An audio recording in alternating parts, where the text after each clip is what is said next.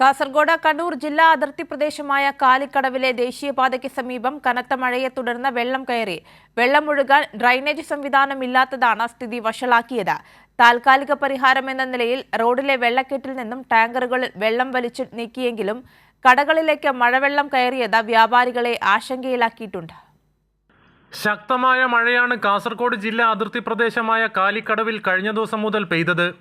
കനത്ത മഴയിൽ ദേശീയപാതയ്ക്ക് സമീപമുള്ള സർവീസ് റോഡിൽ വെള്ളം കയറി.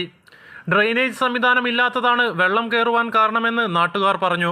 വ്യാപാരികളുടെ വളരെ ദയനീയ അവസ്ഥയാണ് കാലിക്കടവിൽ ഉള്ളത്. അപ്പോൾ ഒരാഴ്ച കൊണ്ട് തന്നെ വെള്ളം കയറിയിട്ട് കടയിലേക്ക് വെള്ളം കയറുകയും ഷട്ടർ വരെ ഉള്ളിലേക്ക് വെള്ളം കയറി ഷട്ടർ വരെ ഒഴിച്ചു പോകുന്ന സ്ഥിതി ഉണ്ടായിട്ടുണ്ട്. അപ്പം ഇതിനൊരു പരിഹാരം അധികൃതരുടെ ഭാഗത്ത് നിന്ന് ഉണ്ടാവണമെന്നാണ് നമുക്ക് പറയാനുള്ളത്. ഇത് ഇപ്പോൾ ഈ കാണുന്നത് പറഞ്ഞാൽ നാഷണൽ ഹൈവേ ആണ്. ഈ നാഷണൽ ഹൈവേൻ്റെ അവസ്ഥയാണ് ഇപ്പോൾ ഈ കാണുന്നത്. ഇത് ഒരു മഴ പെയ്യുമ്പം തന്നെ ഇത്രയും വെള്ളക്കെട്ട് ഉണ്ടായിട്ടുണ്ടായിരുന്നു.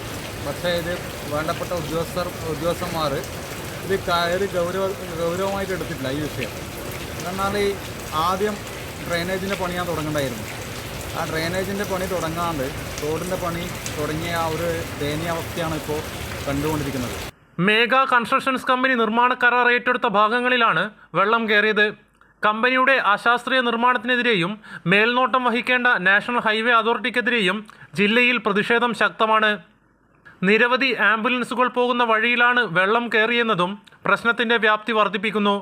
കൈരളി ന്യൂസ്, കാസർഗോഡ്.